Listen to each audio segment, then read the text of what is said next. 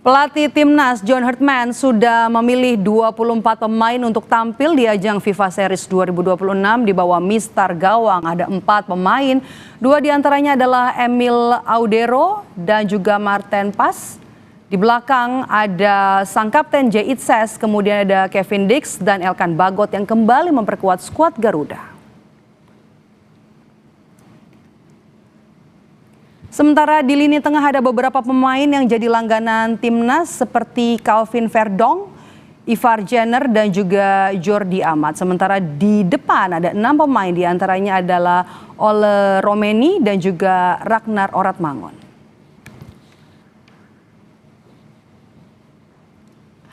Lalu bagaimana peluang skuad Garuda meraih poin maksimal di ajang FIFA Series? Apakah ini bisa jadi ujian pertama bagi pelatih Timnas yang baru John Hartman? Kita bahas bersama dengan analis sepak bola M. Kusnaini. Bungkus, selamat petang dengan Maidop. Selamat petang, Maidop. Oh ini jadi menarik ya. Kita pemanasan dulu nih. Ini jadi debut dari John Hartman bersama skuad Garuda. Taktik apa yang kemudian kira-kira bakal diterapkan? Apa yang akan dia manfaatkan dari ajang ini? Iya, pertama-tama saya pikir ini uji coba yang cukup ramah bagi Timnas Indonesia ya. Karena uji coba ini pertandingan perdana bagi Hartman itu menghadapi lawan yang secara kualitas sedikit di bawah kita. Peringkat kita cukup jauh di atas St. Kitts and Nevis. Kemudian yang kedua juga Coach Hartman juga sudah pernah melihat dan bermain menghadapi timnas St. Kitts and Nevis ketika dia masih pegang Kanada. Yang ketiga, Coach Hartman juga tidak melakukan perubahan besar dari segi materi pemain.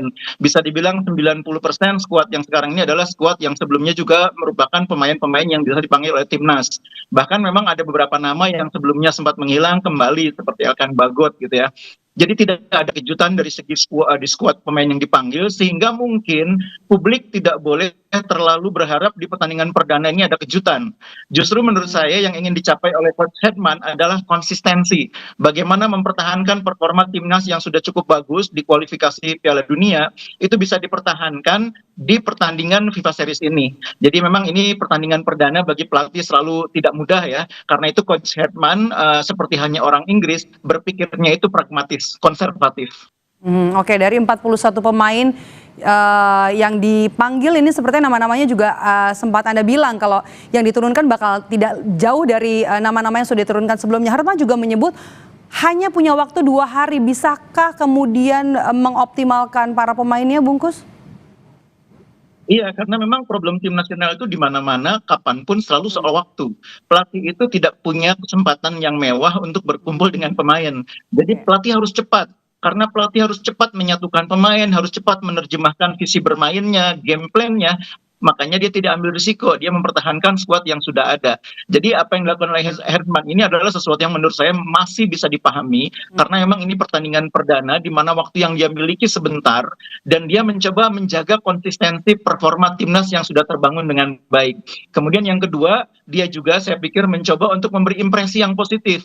Pertandingan perdana ini dia coba membuat pertandingan menjadi bagus hasilnya, penampilan timnas juga bagus, dengan demikian dukungan publik terhadap timnas itu bisa kembali diperkuat ya, karena sesudah kita gagal di Piala Dunia memang ada sedikit penurunan kekecewaan di kalangan supporter.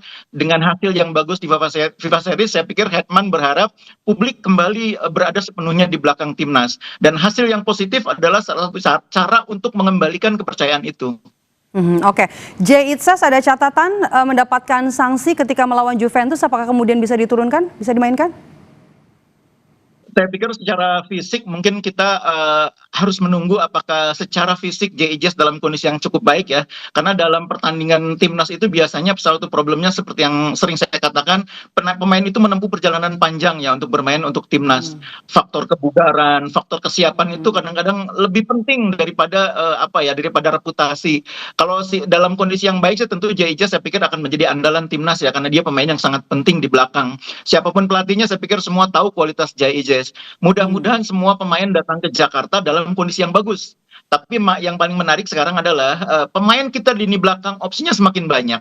Justin Hubner sekarang selalu bermain di Liga Belanda. Elkan Bagot juga sudah ada kembali di dalam tim. Ada Jordi Amat juga yang meskipun di Persija banyak main sebagai gelandang tengah, tapi masih bisa dimainkan juga sebagai pemain belakang. Jadi belakang ini menurut saya termasuk yang paling mewah skuadnya. Mewah ya, oke. Dibanding lini tengah, lini depan paling mewah itu di belakang. Oke, kita bahas soal playmaker nih. Tom Hey kan tidak dipanggil ya. Siapa yang kemudian akan jadi playmaker di tengah?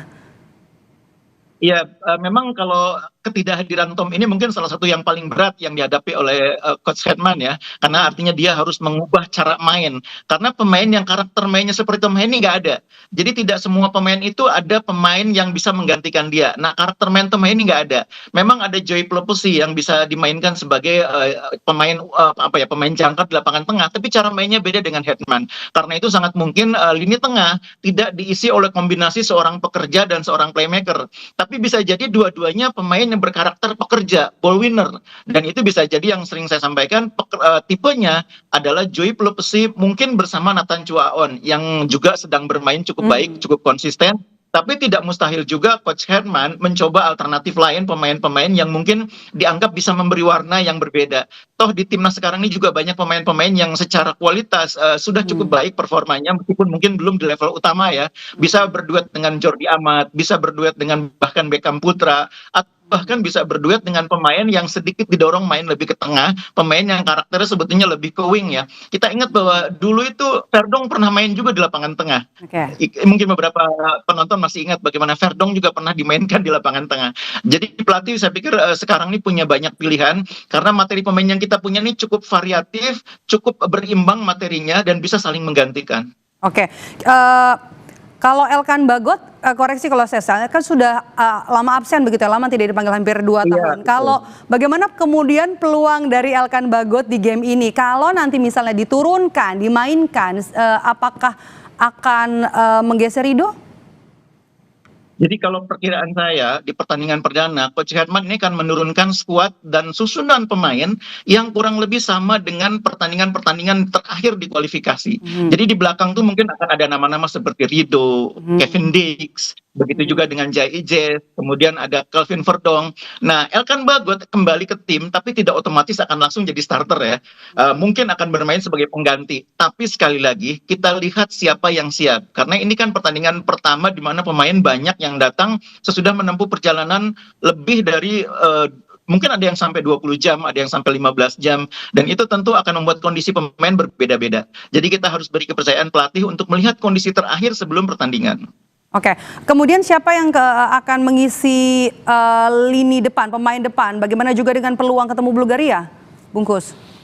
Iya, dengan materi pemain yang dipilih oleh Coach Hetman 24 terakhir ya, terlihat bahwa dia masih percaya kepada nama-nama yang sebelumnya juga sudah menjadi andalan seperti Ole Romeni, kemudian juga Orat Mangun. Sayang Miliano tidak bisa datang karena cedera, tapi jangan lupa di posisi Miliano ini ada banyak pemain yang bisa main di sana. Ada Beckham, ada Sayuri, bahkan mungkin kita juga bisa mendorong pemain lain bermain di posisi dia dengan kualitas yang tidak begitu jauh berbeda ya.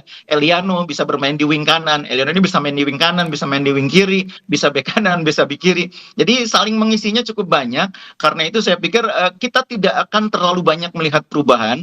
Kalaupun ada perubahan, itu adalah perubahan untuk melengkapi materi pemain karena ada yang tidak bisa main. Misalnya Tom Haya tadi tidak bisa main, mungkin ada Ivar Jenner.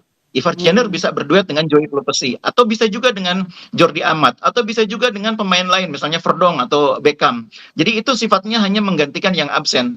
Tapi line up-nya mungkin sebetulnya kerangkanya sama dengan di pertandingan kualifikasi sebelumnya. Oke, kita tunggu, ada waktu 2 hari, masih ada 2 hari ya sampai hari Jumat nanti. Kita tunggu nanti laga perdana yang dilatih oleh John Hartman. Terima kasih sudah bergabung bersama kami dan juga memberikan perspektif analis sepak bola. Bungkus Neni sudah bergabung bersama kami di Kompas Petang. Sehat selalu Bungkus. Terima kasih.